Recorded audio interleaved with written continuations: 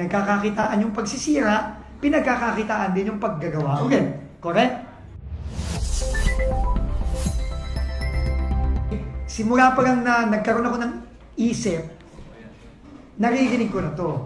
At sinasabi ng mga kababayan natin, bakit ba merong mga kalye na maayos naman na tinitibag, sinisira, tapos gagawin ulit? Hindi ba? Di ba usong-uso yan? All over the country yan. At ganyan, ang dami ko nakikita dyan sa mga kababayan natin. No, kahit tayo, lumaki tayo. Yan ay naririnig natin. Dekada na natin naririnig yan, di ba? Bakit ba ang DPWH binabakbak ang mga kalye na parang okay naman para lang gawin ulit? Di ba? Well, siguro, sa maraming pagkakataon, alam na natin kung bakit. Di ba? Okay. Kasi, pinagkakakitaan lang yun. Pinagkakakitaan yung pagsisira, pinagkakakitaan din yung paggagawa ulit. Correct? Okay.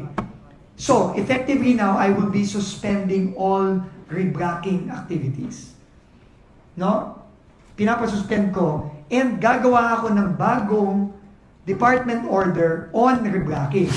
This is Rapid News. Stay informed, stay connected. Subscribe for more updates.